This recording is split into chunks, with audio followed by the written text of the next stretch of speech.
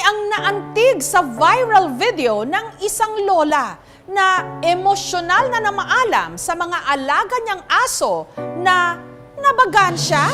Animal lover man o hindi, tsak madudurog ang puso sa eksenang ito.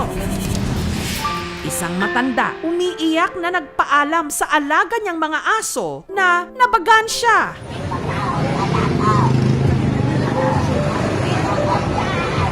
Narinig ko po kasi yung iyak ni nanay sa bahay namin. Sobrang nakakaawa si nanay kasi hindi niya makuha yung aso niya.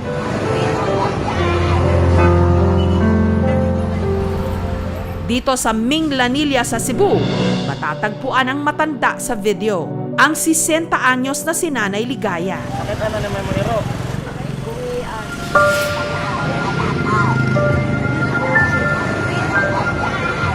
Pagkauman niya, nagbako kong ilak ko, sige kong limpungan sa gusto na ko sila ikapon. Nangga man ako to. Wa man lang ako pasag di ako mga ayo. Kaya ako malagbuhi pagkadako. Nawag tangon sila tanan. Lagi balik diri, balik nga rin ko, kay pinanggata ka. Ang mga aso ni Nanay, mga asong gala pala. Nangangat-ngat sila ng mga wire, ng mga Christmas lights, kaya na-found sila. In-impound natin yung mga dogs because stray dogs sila. It's part of the National Rabies Program para ma-decline yung rabies para hindi din makagat yung mga tao sa labas. Gaya ng kanyang mga alaga, si Nanay Ligaya sa malamig na lansangan din nakatira sa nakalipas na 3 dekada. Wala ko kauban ako ra. Manaygon man ko para aron makapalit og pagkaon. Aron mabuhi ko nununutara. Malamang pwede kanan. Hanggang nitong Oktubre, kinupkop ni Nanay Ligaya ang 2 aso, mga aspin na pinangalanan niyang Blackie at Brownie. Indool na ko akong gikap. Naluoy ko kay muagwa man sila nako. Kung palitan sila kaon, aron mabuhi silang 2. Ang sweet niya po, binibigyan niya ng mga pagkain, mga hinahag niya, ang close talaga nila. Sa kalagayan niya na homeless, nagagawa niya pong kumukop ng mga aso. Kaon koy. Hindi lang alaga ang turing ni Nanay Ligaya sa kanyang mga aso, kundi pamilya.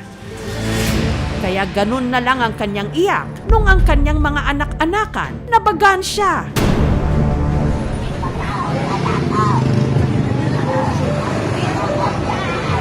Nagigda ko, isapan silang 2. Pagkataon na wala ako, nagigil akong patay o gila ko dili balik ako ngayupan. Ang mga alagang aso ni Nanay dinala sa Municipal Nursery and Dog Pound na ito sa Minglanilla. Luoy, nihila ko. Luoy.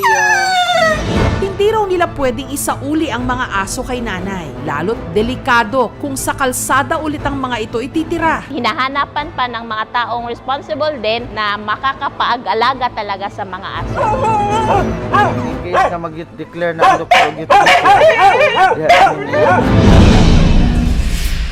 nanay, mahahanapan po natin siya ng matitirhan. Pwede pong isoli sa kanya yung aso. Walang problema, pwede natin isuli yung aso. Matagal na raw pinakiusapan si Nanay na sa DSWD shelter tumira, pero ayaw niya. Ganan man ko diri kay daga mga tagpinaskuhan na ako. Magbago kaya ang kanyang pasya kung ang mga aso na niya ang nakataya? Ako lang pamilya ang mga iro na ako. Gusto ko ko sa mga iro na ako. Ang nakakaantig na muling pagkikita ni Nanay Ligaya at ang mga nagpapaligaya sa kanya. Sinanin mo na! Susunod na! Maraming pet lovers o fur parents ang naantig sa viral video ni Nanay Ligaya. Umiiyak habang nagpapaalam sa kanyang mga alagang aso na nabagan siya.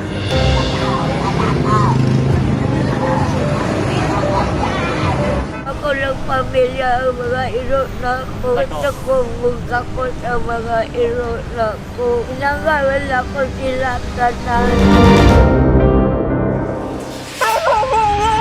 Sina Blackie at Brownie nasa pangangalaga ngayon ng Municipal Nursery and Dog Pound na ito sa Minglanilla sa Cebu. Luoy, nihila ko.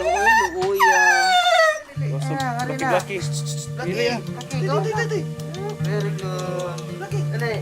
Okay, close. At sa pakiusap ng aming team nitong Huwebes, si Nanay Ligaya. Ngayon, bisita ni mo na. Muling nakapiling ang kanyang mga kaligayahan.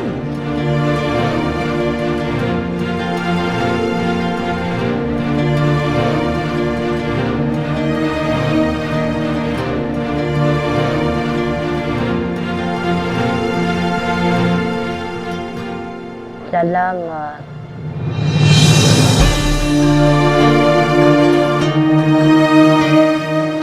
Likoy. Langga taka kuya.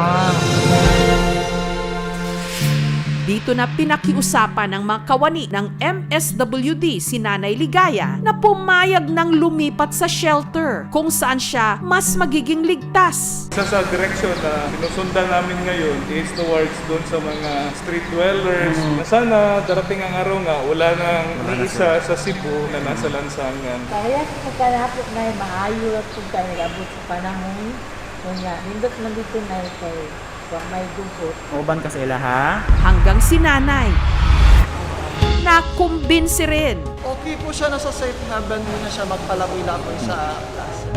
Binigyan din nila si Nanay ng damit, pagkain at vitamins. Salamat. Physically, okay si nanay. Mental state ni nanay, okay naman.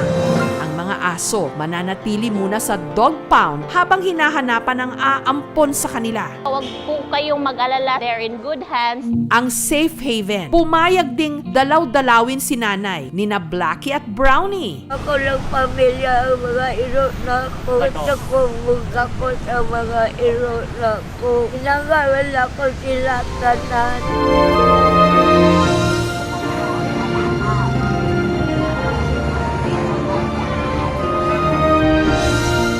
Madalas, kung sino pa ang walang-wala, sila pa ang nagbibigay ng pagmamahal Langga taka kuya. at pagkalinga.